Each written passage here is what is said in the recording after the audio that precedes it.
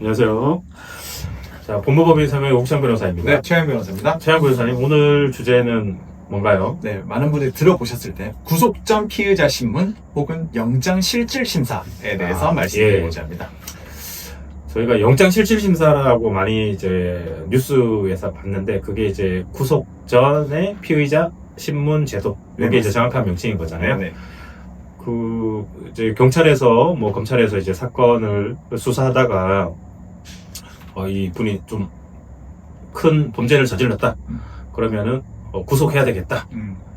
이렇게 해서 바로 구속을 하는 그런 절차로 진행이 되는 건 아닌 것 같고, 네. 어떤 절차, 또 어떠한 사람에게 구속, 그다음에 그 이후의 절차가 진행이 될까요? 먼저 형사소송법에는 수사 시 불구속 수사를 원칙으로 한다라고 규정이 되어 있습니다. 그렇기 예. 때문에 사실 수사기관에서 아무리 이분 피의자분이 조금 죄가 크다 혹은 좀 나쁜 것 같다 하더라도 구속을 바로 할 수는 없습니다. 그건 불법 이제 체포나 불법 구금이 될 수밖에 없거든요. 네. 그렇기 때문에 수사기관에서는 법관, 그러니까 판사가 발부한 구속영장을 가지고 구속을 할 수 있다라고 생각하시면 됩니다. 불구속 수사가 원칙인데 수사기관에서 구속하는 건 좀 문제가 있는 거 아닙니까? 네. 그런데 법에는 또 이제 구속 수사를 하는 경우는 할 수 있다. 다만 구속 수사하면은 이러한 이제 사항을 참작해야 된다라고 이제 규정 역시 되어 있습니다. 그러면 어떤 것들을 고려해서 네. 구속 수사를 하게 되나요? 네. 말씀드렸듯이 구속을 하기 위해서는 법관이 발부한 구속영장으로 구속을 해야 됩니다. 그래서 경찰에서는 이 사람을 수사하다 보니 구속이 필요할 것 같다라고 하면 구속영장을 신청을 하고요. 검사님에게 구속영장 네. 신청을 하는 거고요. 네, 그럼 검사는 경찰에서 이제 올라온 구속영장 신청서를 보면서 한 번 더 판단을 하게 됩니다. 과연 이 사람이 구속이 필요한지 아닌지. 그리고 검사 역시 구속이 필요하다고 생각하면 법원에 구속영장을 청구하게 됩니다.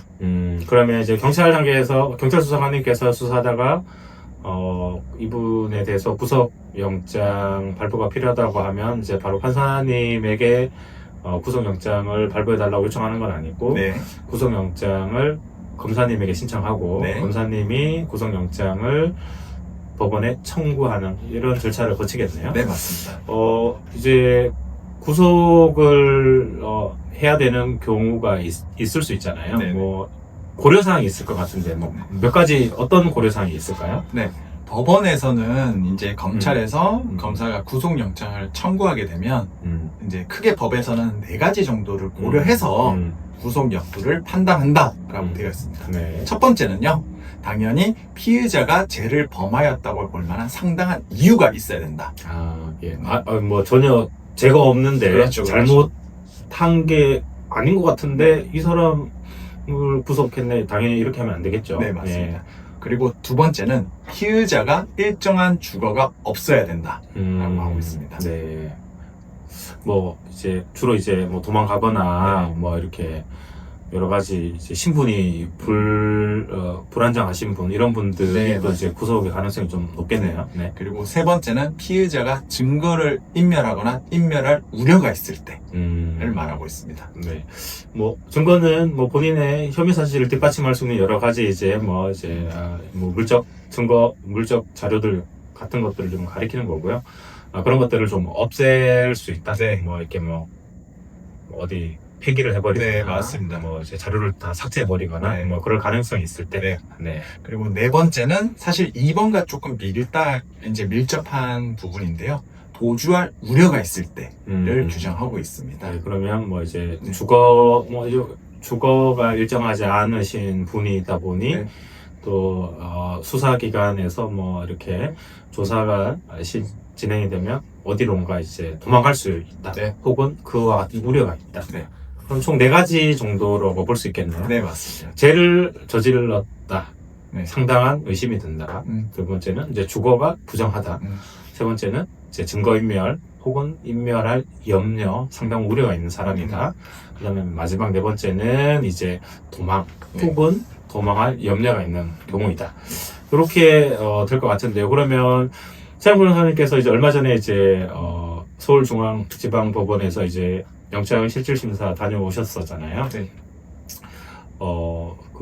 일단은 법원에서 어떤 절차로 그러면은 그냥 뭐 서류만 가지고 영장을 발부해 버리는 것인지, 뭐 아니면 우리가 알고 있는 재판을 이렇게 하는 건지 그런 것도 한번 설명해 주시죠. 네, 법원에는 네. 영장 전담 판사 이제 분이 계십니다. 거의 네. 당직 개념으로 계신데요. 네. 법에는 또 이렇게 되어 있습니다.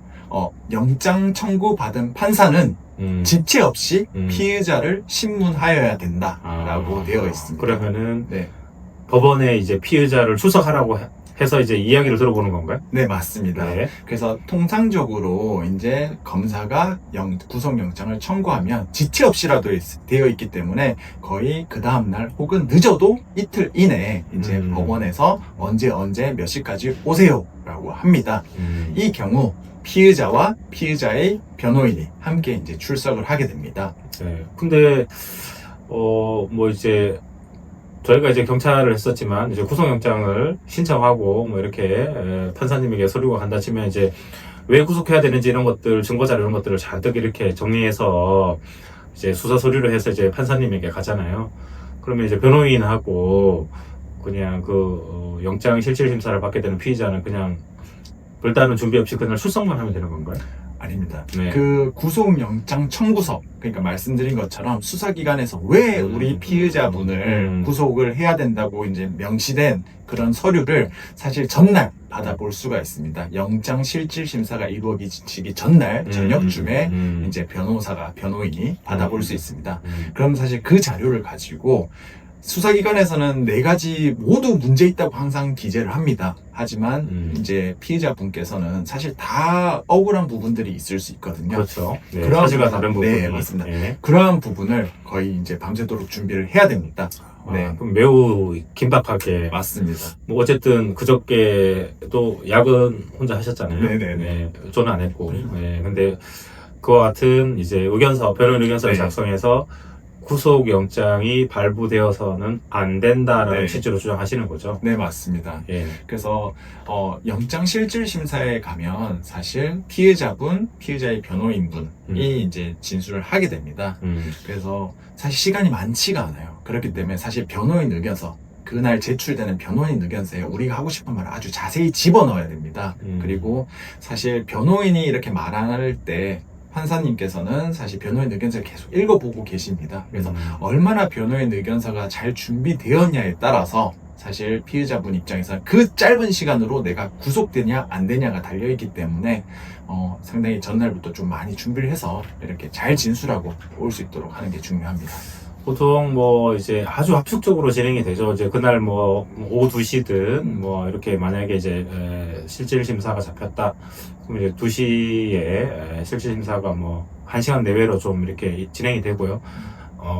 검사님이 이제 출석하시는 경우도 있고 안 하는 경우도 있고 한데, 보통 이제 검사님 출석하시면 이러한 사유 때문에 구속영장이 발부되어야 된다고 주장하고, 피의자의 변호인은 이러이러한 사유라고 주장하지만 그건 사실과 좀 다르다.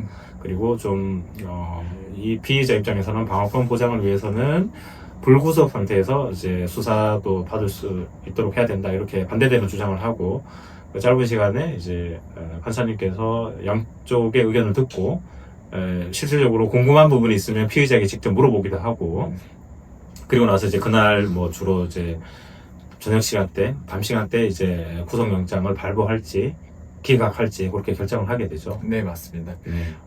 영장 실질 심사가 끝나게 되면 피의자분은 관할 경찰서 유치장에 이제 잠깐 들어가 계십니다. 결과가 나올 때까지. 네. 그래서 방금 말씀드린 것처럼 일반적으로는 그날 저녁 거의 밤 9시경에 결과가 나오는데, 저희 사건 같은 경우는 2시간 만에 바로 이제 기각이 돼서 풀려나신 분도 있고, 네. 또 사안이 조금 양이 많은 경우에는 새벽 1-2시에 결과가 나온 경우도 있었습니다. 네, 뭐 저희가 모든 구속영장을 기각시키는 건 아니지만 어쨌든 아주 압축된 시간에 여러 가지 변론 사항을 정리하고 또 주장도 전개하고 그렇게 하는 게 필요하고, 그렇게 따라서 이제 피의자 분께서는 또 이제 구속영장이 기각되고 또 때에 따라서는 뭐 발부되는 경우도 좀 있고, 그러나 그와 같은 이제 사전에 전반적인 절차라든지 또 압축적으로 준비해야 되는 부분들 이런 것들을 좀 잘 알고 계시면 좋겠네요. 네, 맞습니다. 네.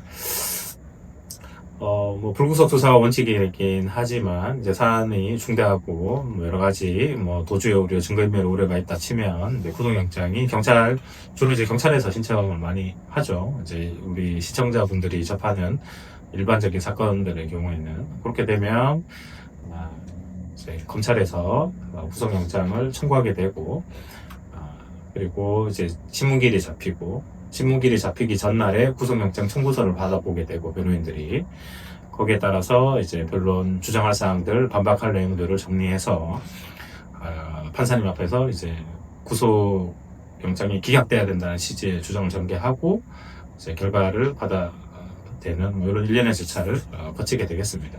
어쨌든 뭐 주변에 일들이 일어날 수 있는 경우가 있잖아요. 네.